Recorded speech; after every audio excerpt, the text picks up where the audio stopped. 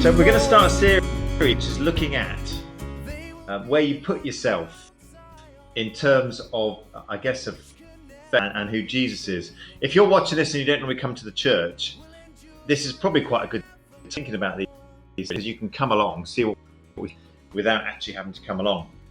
And you can also work out for yourself, as we'll be talking about on when we get to the main bit of the talk. We're big on people thinking for themselves and having their own opinions. And I think that's how you grow in your faith and your understanding of God, not just by being told stuff and believing everything everyone tells you, but actually going, well, all right, that's what you're saying. Let's work out for ourselves if it's true or not. So I'm very keen. Not all churches are. Some churches, well, this is the line, this is the truth, you must follow this. We would say there are certain things that we think, well, actually, these are very important to us. And if we agree with them, then we're happy to have a conversation about that. But if you actually think they're wrong, go somewhere else. Which isn't, I know, the party line usually, but we're out journeying together. So we're happy to have conversations, be open to discuss different understandings of who and what God is. So yeah, that's kind of how we operate. So it's a good time, I suppose. There are options in life about what we do. So as we look over the next few weeks at discipleship, we can see, well, actually, is this the route I want to go? You know, do I want to follow Jesus? Do I want to get involved with the church? And it might be, actually, if you've been coming to church for years and you do this thing, you think, actually, I don't want to go back. I hope that doesn't happen, because we're missing everyone. But you kind of got to follow your own path when you're seeking the truth. I think you have to rely on others as well, and of other people. But you need to own it, which is, again, we'll come back to in a bit. I mean, I think one of the issues is people think, particularly people who people who have bad experiences of the churches, they think following Jesus kind of stops you, is about stopping you doing things. That's not been my experience. My experience is that faith actually brings more light into life. It actually gives depth to things that you do. And there's some things actually you don't want to do anymore, because you think, well, actually, these are negative and destructive. And there's other things you think, well, actually, this is great.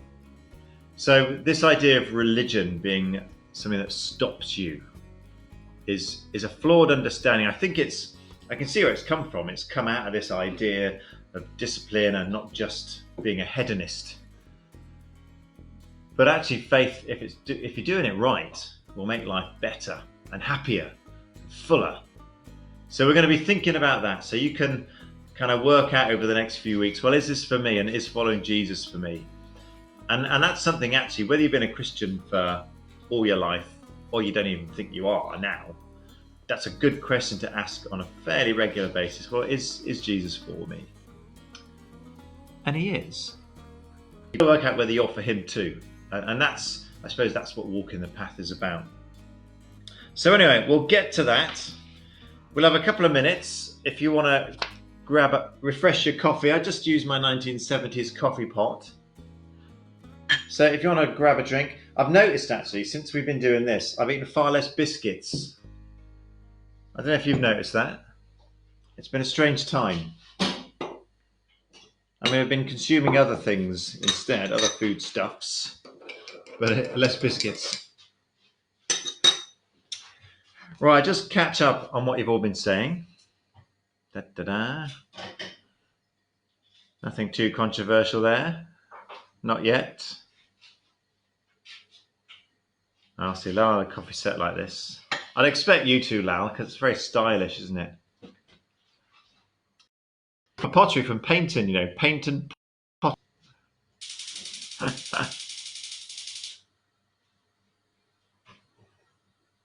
Right. Hello. Oh, my mother's in. Hello, Mother.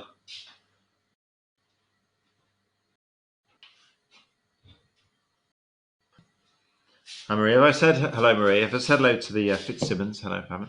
There will be people I don't say hello to, so I do apologise, because you end up with this massive long list, and because I look at it every now and then. Yes, beer is a foodstuff,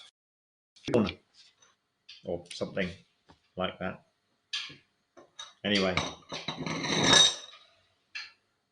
we'll make a start, shall we? Now we're all here.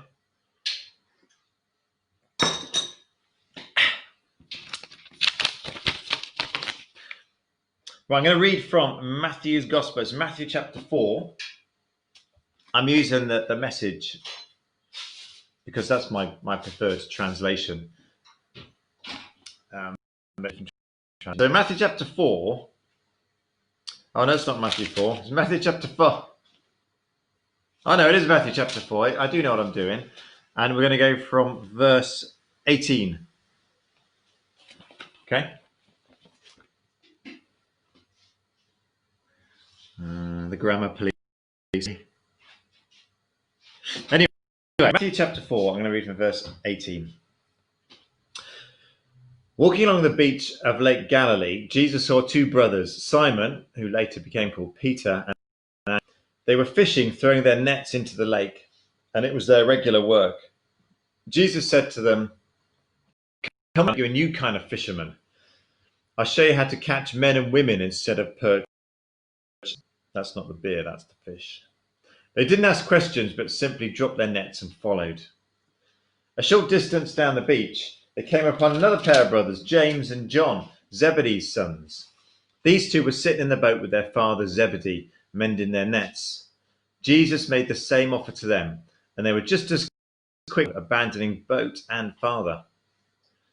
From there, he went all over Galilee. He used synagogues for meeting places and taught people the truth of God.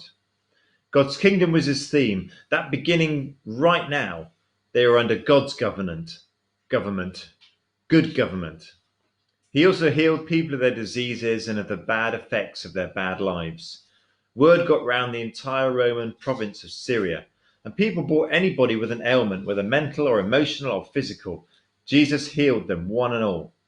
More and more people came, the momentum gathering. Besides those from Galilee, crowds came from the 10 towns across the lake, others up from Jerusalem and Judea, and still others from across the Jordan. So there you go. Everyone gets wind of Jesus and what he's doing and what he's talking about, and they start to follow him.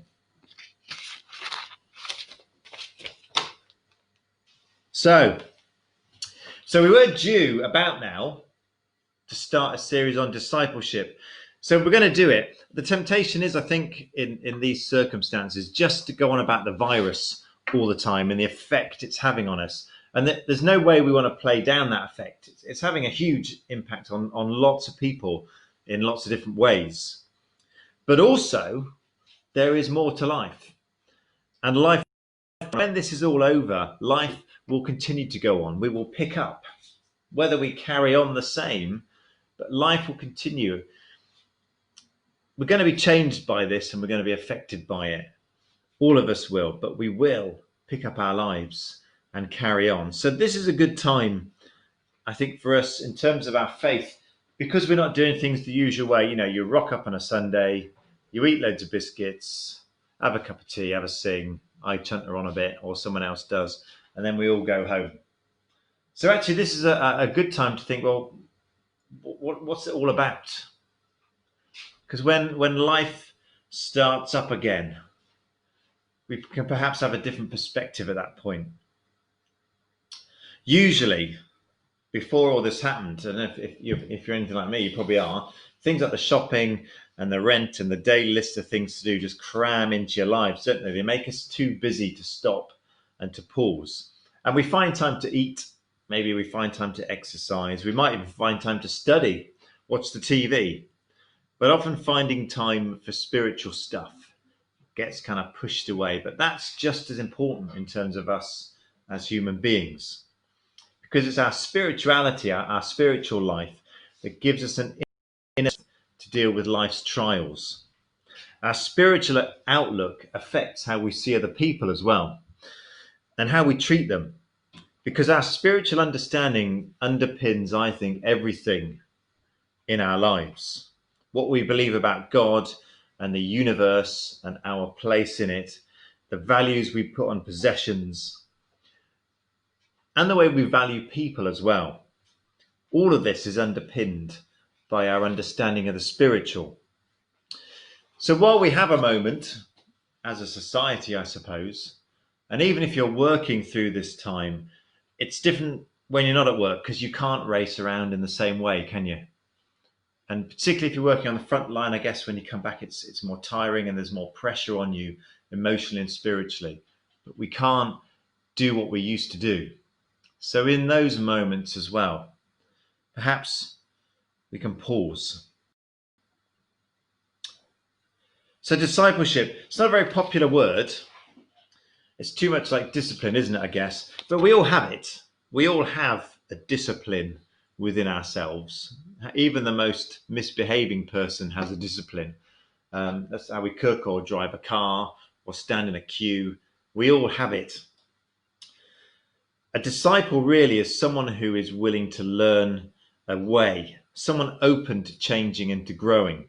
So as we begin this series on discipleship, we're starting this week with something very basic and perhaps something very obvious. Because from our understanding from the Chelmsley Wood Baptist Church, being a Christian, the way that we do it, is by being a Baptist. So the question, or what we're going to think about or look at briefly today, hopefully briefly, is, well, what's a Baptist? Why be a Baptist? What's the difference between a Baptist and a Methodist or an Anglican or a Catholic and all the others that are out there? And it's a good question, because I think looking from the outside, you see all these different churches and you see us in one corner of Chelms's Cross and you see St Andrew's in another corner, and then over the way there you've got Walnut Close, and then you've got the Catholics down the road. Then you've got the Jehovah's Witnesses and the Mormons, and then in Castle Brom you've got an Anglican church and Kinghurst. You've got all these different churches and different understandings. I'd like to look first at what unites the Christian churches, and that's Jesus, and that's a belief that Jesus is God who dwelt among us as a human being and died and rose again. That kind of is what we're all trying to do. We're all trying to follow that Jesus, to become more like him. That's the main focus. The rest of it, the buildings and the frocks and the dog collars and the words and the songs, in a sense, that's just all window dressing. It's just rock and roll, because the heart of it is the person of Jesus. And if we push Jesus out because we want to protect our institution, then we've missed the whole point. So it's all about Jesus, about God dwelling with us. If you miss that, I wouldn't bother with the rest of it. Anyway, as a rider to that, how you generally define a Christian church, and this is what defines us from, say, the Muslims or the Buddhists or the Sikhs, and the Muslims and the Jews, for instance, are our cousins spiritually. We all share the same scriptures in terms of the Old Testament. We would all say these are our ancestors in the faith, although we've taken different paths since then. But what defines the Christians is that we believe Jesus actually was and is God. And with that, we have the Trinity, the Father, the Son, and the Holy Spirit. So some people say, well, you don't really believe in one God. You believe in three gods. And we'd say, well, no, we believe in one God, because God is beyond our understanding. That idea of three in one and one in three fits. God can do what God wants, God's God.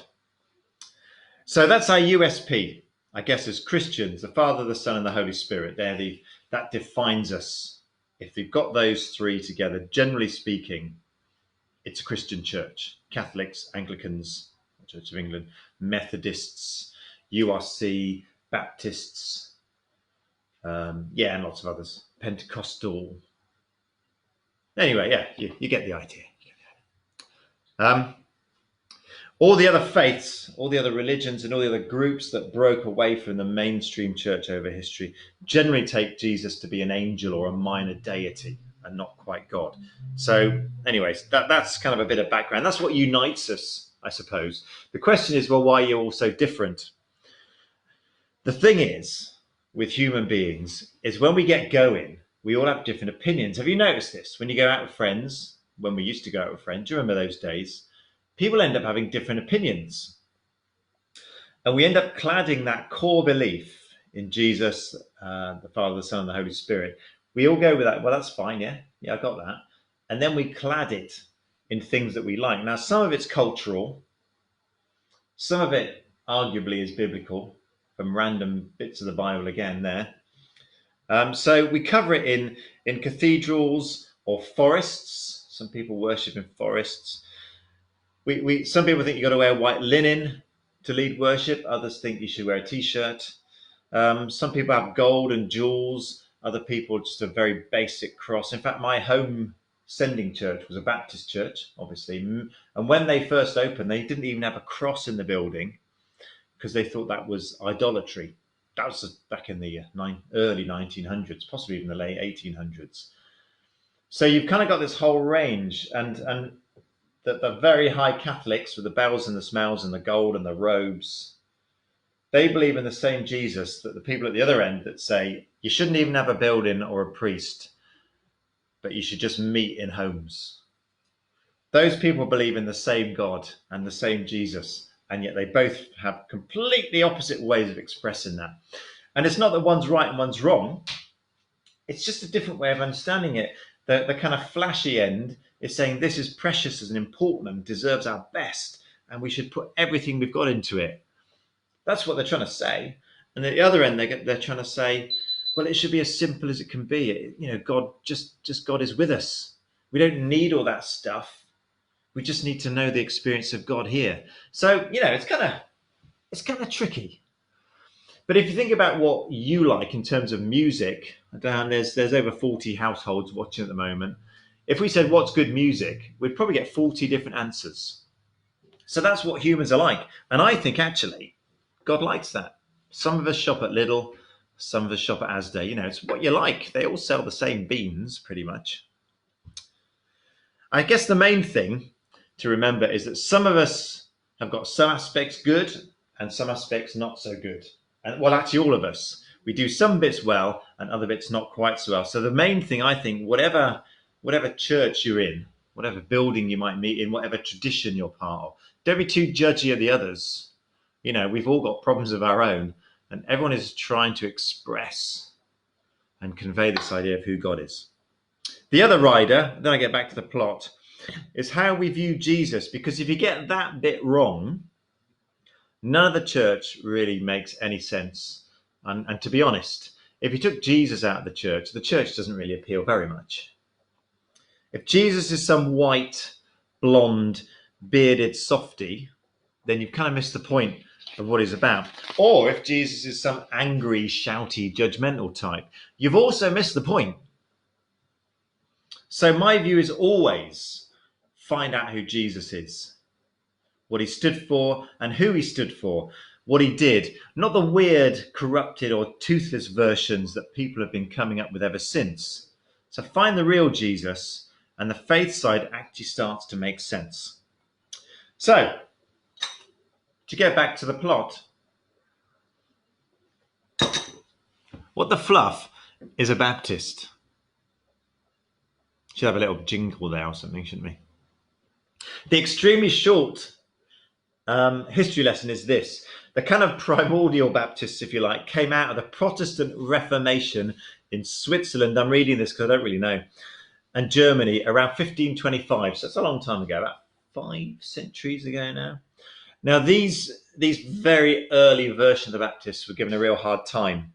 They were persecuted. And the first English-speaking Baptist church began in Amsterdam among English exiles.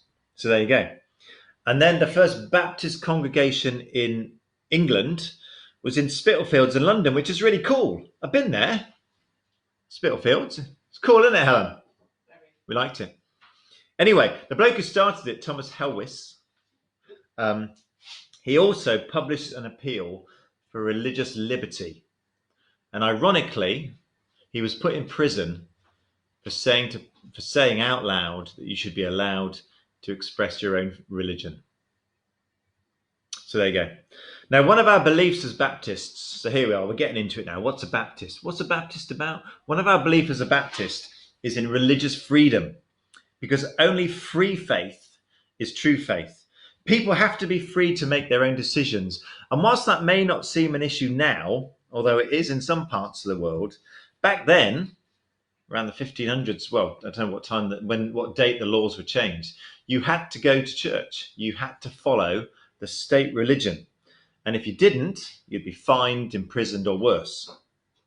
I'm sure we all know somewhere in our mind that at some point throughout history, or some points, the Catholics were killing the Protestants, or the Protestants were killing the Catholics, and everyone was killing everyone else just for not agreeing with each other. And actually, they all claimed to be following the Prince of Peace. Come on! Anyway, that's not the way of Jesus, funnily enough. He was more, look, if someone doesn't like you, doesn't agree with you, shake the dust off your feet, walk away. God's going to sort that out. You don't have to. You don't have to force people to believe in anything. We'll come back to that because religious freedom permeates the kind of Baptist understanding, this idea that, well, you have to work it out. You choose and you follow your spiritual path. So we have a good heritage pretty much as Baptists. William Knibb, Martin Luther King. We were training women in ministry from the end of the 19th century. I think we were one of the first, if not the first, denomination or tradition that recognised that actually women can be ministers. Why not? Why wouldn't they be? We're not perfect, but we've always had a slight radical edge as Baptists. And I think that's because we have an understanding that God is about liberation and about justice. And if you like all this history stuff, then just Google it or something, or go to the Baptist Union of Great Britain website, and there'll be more history on that if you want to find out a bit more about it. But what about now then? So if that's our background, what about me and you? Us. What's distinctive about us? What should be distinctive about us as Baptists? We're called Baptists because one of our distinctives is baptism. Back in the day, when state and religion were much closer, as soon as you were born, you'll be baptized into the state church. And that was true across the whole of Europe. But our forebears in the faith thought, well, hang on a minute. What's that about? Baptism is about being forgiven. It's about having a new start. Babies don't need that. They're all right. They've only just popped out. They haven't, well, I don't know if they've had a thought. I don't know how babies' brains work, but they haven't done anything wrong. They don't need baptism to give them a clean sheet, start again. But also, and secondly, which comes back again, they've got no choice. If I baptize my child, it's had no choice. It hasn't decided to follow Jesus. I've just said you are following Jesus. And that's not the Baptist way. So we believe in believers' baptism, or we practice believers' baptism. Following Jesus isn't forced on you. It's an act of free will. And if baptism is a sign of following Jesus, the Baptists, we would say, how can you baptize a baby that hasn't chosen to follow? Having said that, we're not going to give the other traditions a hard time. There's people in our church who were baptized as babies, who was christened, and then later on were confirmed and affirmed that promise. So we don't have a problem with it. It's just not our tradition. Our tradition is you reach a point where you choose.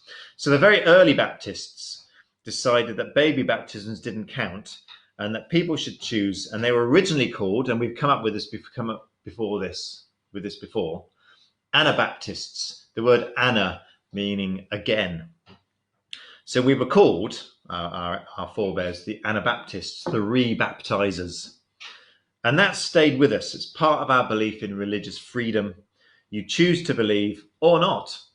And actually, as Baptists, we shouldn't have a problem with people who choose not to believe. Be an atheist, be a Muslim, be a Sikh, be an agnostic. It doesn't matter. What I like to see is people thinking about it and reaching a conclusion. It's people that can't be bothered to make a decision like, all right, whatever. But if someone's thought it all through and they reach a conclusion, well, I can't believe there's a God, blah, blah, blah. Well, that's fine. You thought about it. And I believe God respects that. If you've thought long and hard, concluded there is no God, I think when you meet God face to face, God will go, what do you think now? But it's the not thinking about it, neglecting our spiritual journey. Anyway, I blame all this, right? And I've mentioned this before. I blame this on the Roman Empire.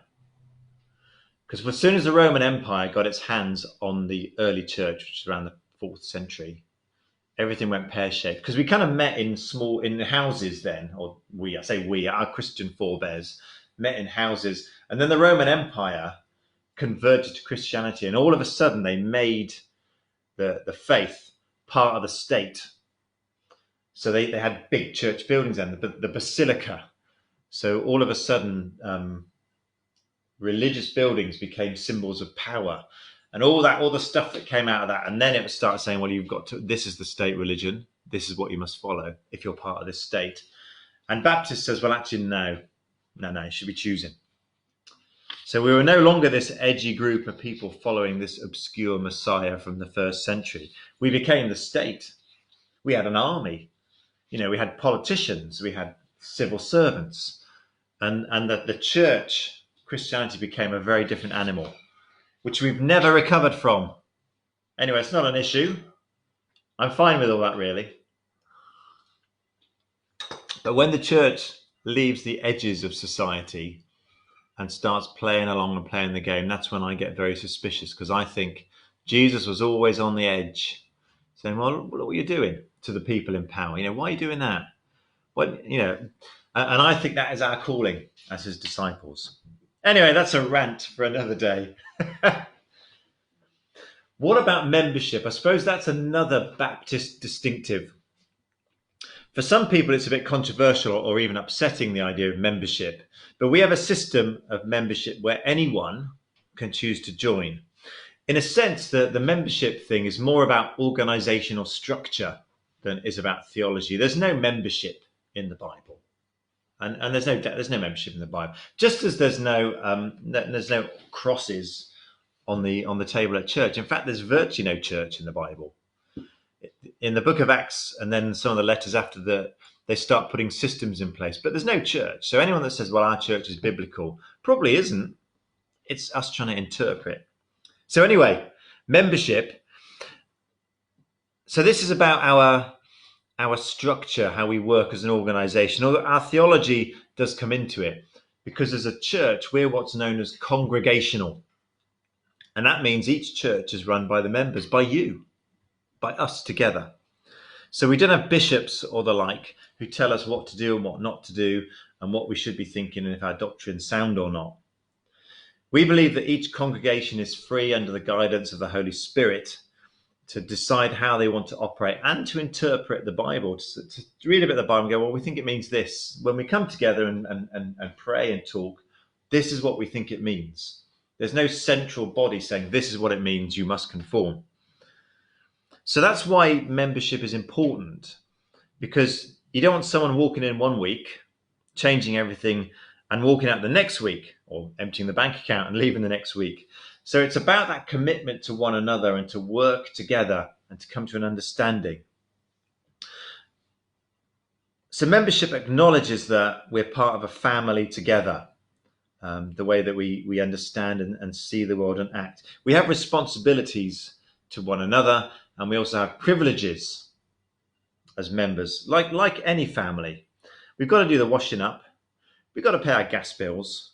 We've got to put up with the annoying relative. But we also have that joy of being looked after, about being prayed for, about being part of something bigger, knowing that we share something in common.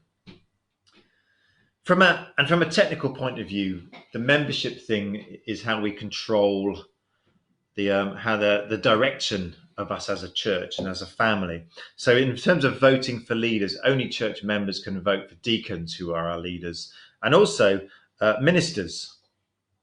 So it protects the family. You can't just have someone walking in with 10 of their mates and changing everything. So membership helps us to grow in trust with one another. We commit to one another, and we serve one another, and we are served. So my response to people when they go, what's this membership about? Is, well, why not join? Why wouldn't you want to become part of a bigger family? It's not a club designed to keep people out. Membership says, well, actually, this is a family that we want you to be a part of. It's an invitation, not a restriction. How are we doing? You all up to speed on Baptist? Yeah, we're nearly there. Just quickly look at, oh, blimey, I'm going to have to dip some of this stuff. I tell you. Oh, that's the first page. We've done that one. Leadership in the church meeting. The church meeting is important to us, not because we like meetings, but because this is where the power rests. People think it rests in the minister or in the vicar, but it doesn't. One of the reasons I've remained a Baptist is because of the church meeting. If you've been to our church meetings, you know why. But frustrating as they can be, it means the power belongs to everyone. And that's how I understand the early church worked. There's no individual who can pull rank and call the shots. The church meeting appoints the minister, elects the deacons, and if they've had enough, the church meeting can sack the minister and remove the deacons. We all have a voice. Everyone has a say. And it means that everyone is invited to sit at the table and talk. And it also means that a church doesn't have to let anyone push them around. Not a minister, not a deacon. You can tell them straight. And if I ever push the church around, the church can say, well, hang on a minute, Neil. You're not our boss. You're called to be our minister. And I am meant to be, I'm the servant of the church, although the church isn't my master, because the church can't push me about either. The idea is that we work together with our different skills. So meetings are important, that we come together and we talk and we pray and we vision where God is taking that. And it also is part of that learning to live together, because in a church meeting, we don't always agree, but we have to accept that when we take a vote on something that, well, we go with that. I may not agree, but I'm not going to walk out in a huff because I'm part of this family. You don't leave a family just because you've had a disagreement. And this is all right, because we're not here to protect an institution or our club or our building. We're here to follow Jesus. And looking at our church, at the people in our church, looking at you all, I wouldn't put us all in the same room, but we are. And that's fabulous, because Jesus unites us, and our following of him is far more important, far better than any of our differences. And I've learned so much from the church, particularly from the people different to me. I've learned so much about God and about faith and that stuff that I would never have learned if I just hung out with people like me. The different approaches and understandings help shape us as disciples. So that's kind of it, really, in terms of being a Baptist. What it's about. It's meant to be a level playing field. We're all called to walk together. And that's also true in communion. That's why our communion would be regarded as low in some senses. You don't need to have the magic spells or magic fingers, or that say the right words or be in a particular place. Anyone can break the bread and share the communion, because we're all priests. That idea of the priesthood of all believers. We don't have an altar that one person goes and does stuff on everyone's behalf, because Jesus has done that. We are sisters and brothers working things out together. So don't be in awe of anyone with a dog collar or a big hat, because you're priests. We're all priests as we serve and follow Christ. I guess the other distinctive things that we've got is that in our church, we have an understanding that God is fun. God is about life. And God wants us to live that life. God is about celebrating goodness. Life can be hard. And most of us here, probably all of us here, know that life can be hard. But we also know that however dark it gets, the light still shines. However bleak it may be, there is still hope, because we live in a not quite yet kingdom. And we want to start living it now. So in the face of despair, we'll say, well, I don't think so. And we will have a party. In the face of hopelessness, we will say, I don't think so. And we'll do stuff anyway. In the face of death, we will say, I don't think so. And we will live life. And that's what we're about. We're about defying that dark, that grimness of life. And I think one of the gifts of this church that I've noticed is that way of celebrating life. If your faith makes you unhappy and feel worse, I would change my faith. We do all need to change, and that is uncomfortable and challenging to us. There's things about us that need to change, and we don't like change within ourselves. But we are not called to live lives of misery and guilt and obligation. We're free. We're the children of God. So let's play, whatever happens. However painful, it's in God's hands and God will bring it to fulfillment.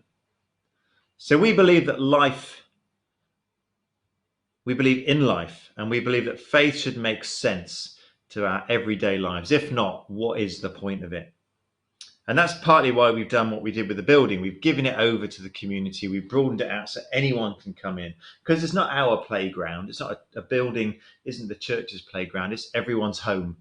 And that's part of that celebration of life, God's goodness. We share it with all kinds of people and groups, and all of us loved by God, working together for peace and for righteousness and for hope and for healing and for grace. And well, you name it, that's what we're about. So these aren't unique, but they're distinctive, I think, to us, partly in the way we work. So there you have it, discipleship. How do I follow Jesus? Well, join a church, preferably ours. But joining a Baptist church is about signing up to these things: freedom of religion, making our own choices, being part of a family with shared responsibilities and joy, sitting at the table together as brothers and sisters. It's about seeking Jesus. And that's us. That's what being a Baptist is. So over the next few weeks, we'll look a bit more about other aspects of discipleship. So we'll look at hope, and we'll look at justice, and we'll look at spirituality, and I think we might look at righteousness. I'm not sure. But all these things that, well, okay, if I say I'm a disciple, what does that actually mean? So we'll look at them over the next few weeks. But for now, you're all fully paid up on what it means to be a Baptist. Well done. You should all get a badge.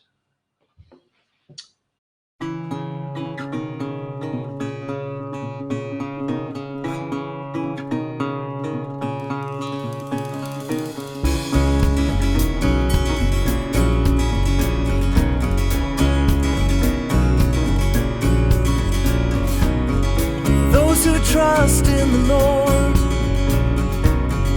they will be like Mount Zion, which can never be shaken, but will endure forevermore.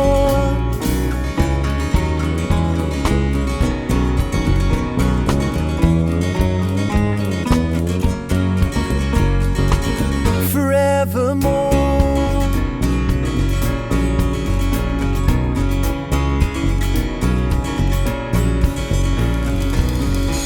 As the hills surround Zion, so the Lord, He surrounds us, and it will be forevermore. Yes, it will be forevermore.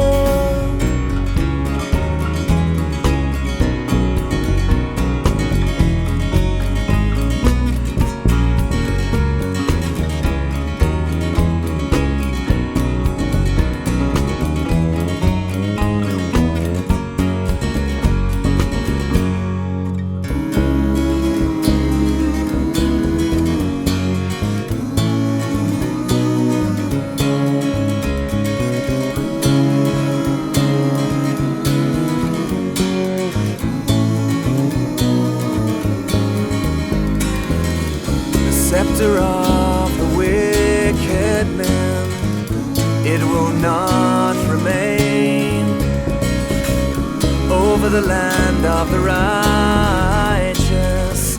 It might lead them astray.